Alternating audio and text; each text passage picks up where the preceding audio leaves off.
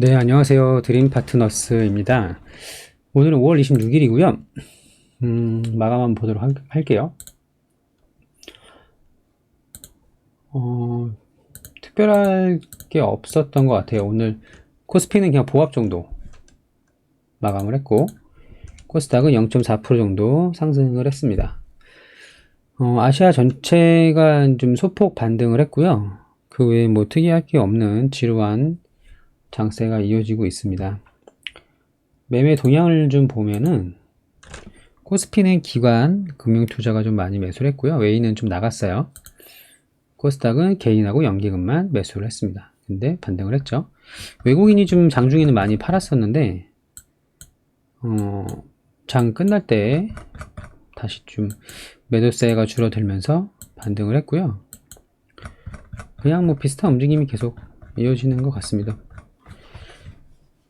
네. 그리고 오늘 상승 종목을 좀 먼저 보면은 러시아 백신 그 스푸트니크 V 이제 유럽에서 사용 승인 요청을 했고요. 그래서 관련주로 이와 전기 상한가를 갔고요. EID 네, 19%, 이트론 15% 정도 상승을 했고요. 그 CMO 관련해서 휴원스 글로벌 10% 정도, 프리스티지 바이오 파마 5% 정도 올랐고요. 이수 앱지스 조금 올랐고요. 휴메릭스 좀 조금씩 올랐고요. 그리고 러시아 백신 중에 그 코비박 백신 그 개발 그 연구진이 한국에 이제 방한한다는 소식으로 휴먼엔 오늘 상한가를 갔고요. 그리고 웰바이오텍이 12% 정도 상승을 했습니다. 그리고 메타버스 관련된 종목 중에서는 이제 옵티시스가 오늘 상한가를 갔고요. 그리고 에이트원 한참 많이 올랐다가 좀 다시 돌아왔는데 오늘 10% 정도 상승을 했고, 그리고 선익 시스템 장중에는 꽤 올랐었어요. 22%까지 올랐다가 좀 밀려버렸고, 그리고 코세스가 장중에 한번 슈팅이 나왔었죠. 잠깐 여기 보시면 15%까지 상승을 했는데 이게 거의 3분봉 한 3, 4개? 거의 10분 사이에 찍고 내려왔던 그런 내용이 좀 있고요. 거래대금도 600억 정도 이렇게 터졌습니다. 나쁘지 않아 보여요. 코세스가 좀 밀리긴 했는데, 코세스. 그리고 제가 M게임하고 한네트 보고 있다고 말씀을 드렸잖아요. M게임은 얼마 안 올랐습니다. 4% 정도밖에 안 올랐고, 알체라 이것 또한 6% 정도, 많이는 오르지 않았는데 역시 관심 종목으로 보고 있습니다. 그리고 YJM 게임즈 어제에 이어서 오늘도 소폭 상승을 했죠. 그리고 디지털 화폐 관련주는 많이 조정을 받았어요. 한네트가 마이너스 6% 정도, KCT 마이너스 한 거의 9% 정도, KCS 8%, 한국컴퓨터 마이너스 한 5% 좀 안되게, KSI는 오늘 장중에 많이 올랐었는데 15%까지 올랐다 밀렸습니다. 좀 한네트 입장에서는 좀 억울하죠. 상대적으로 오른 게 없는데 KCS나 KCT는 바닥 대비 거의 한 20-30% 이상씩 다 올랐거든요. 근데 한네트는 오르지도 별로 못했는데 좀 밀렸다. 근데 디지털 화폐는 단기간에 끝날 그럴 테마로 보이지는 않습니다. 이렇게 보고 있고, 그리고 백신 여권 관련 중에 이제 라운시큐어는 백신 여권하고 또 뭐였죠? 카카오페이였나요? 관련 수혜주이기도 한데 오늘 좀 제법 상승을 했고요. 또 질환지교 시큐리티가 있었고, 질환지교는 저기 그제도 월요일에도 좀 굉장히 상승을 많이 했는데 이것도 있었고, 그리고 SGA 솔루션즈 다섯 폭 올랐어요. 케어랩스도 있고, 케어랩스, 아이크래프트 이런 건 조금씩 올랐거든요. 드림 시큐리티는 디지털 화폐 관련주랑 이제 쌍테마죠. 백신 여건이 조금 올랐다. 라운시큐어는 제가 기존에 이제 보유 중인 종목인데 언제 샀더라?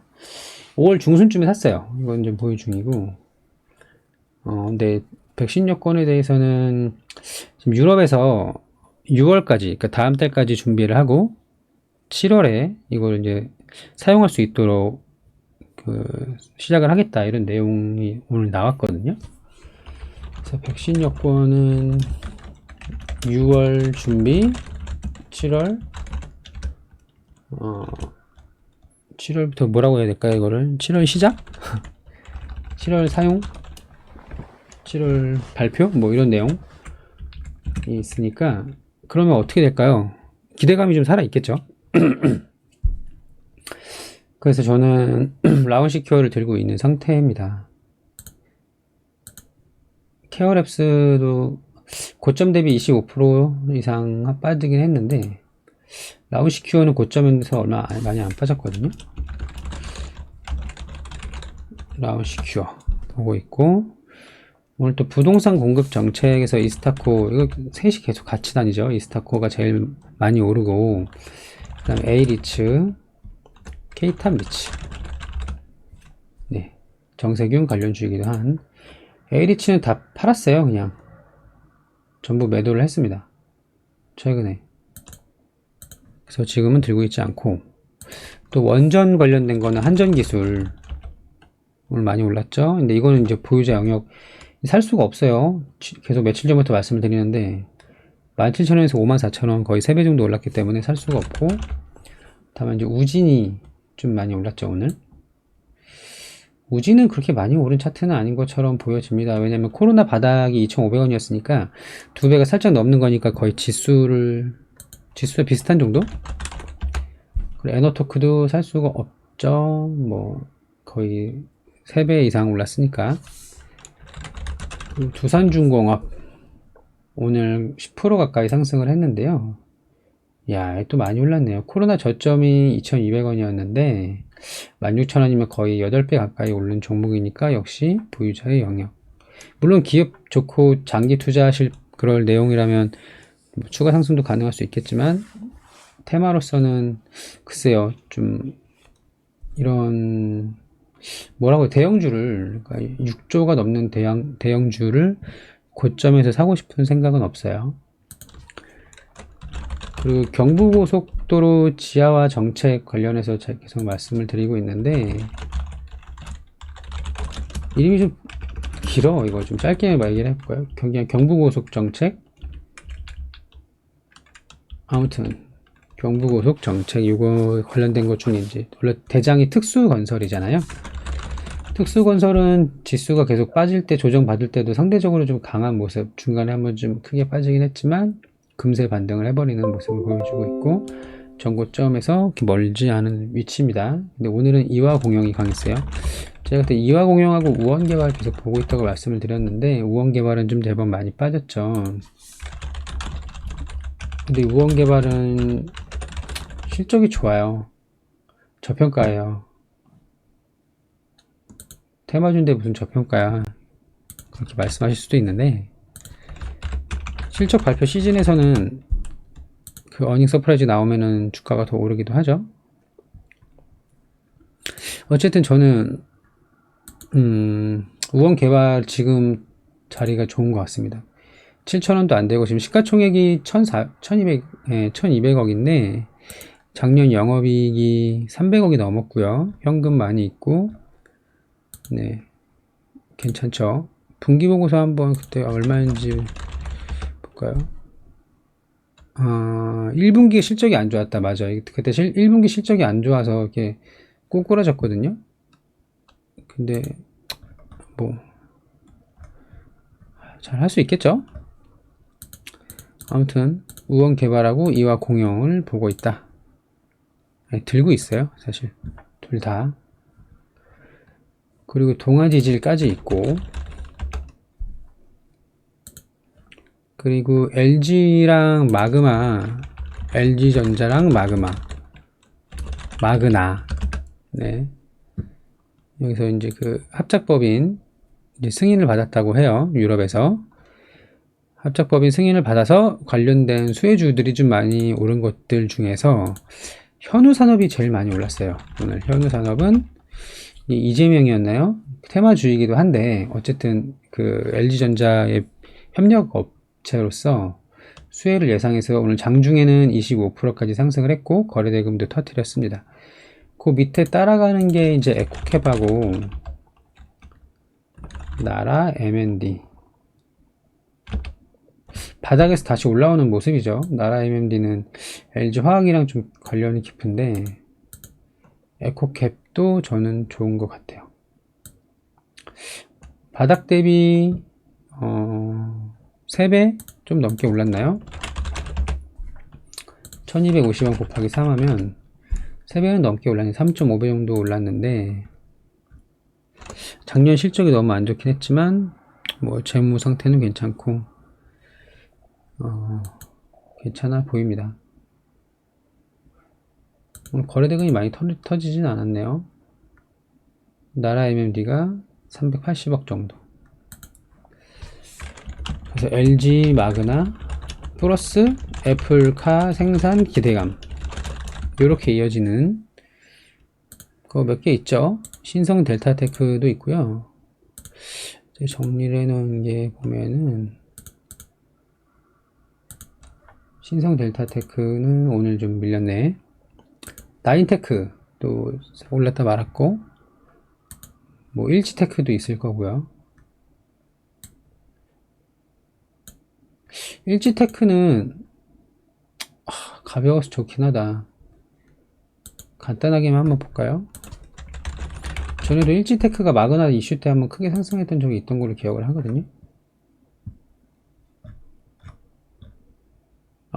영업이익은 별로 안 좋, 실적은 별로 안 좋네요. 재무는 괜찮은데 배당을 줘야 뭐 이거 현금이 좀 저기 뭐야 주주 가치를 위해서 좀 배당도 주고 해야 되는데 그런 게 전혀 없는데 돈을 최근에는 좀 잘 못 벌긴 했네요. 근데 어쨌든 관련 주로 움직이고 있습니다. 나라 MMD 에코캡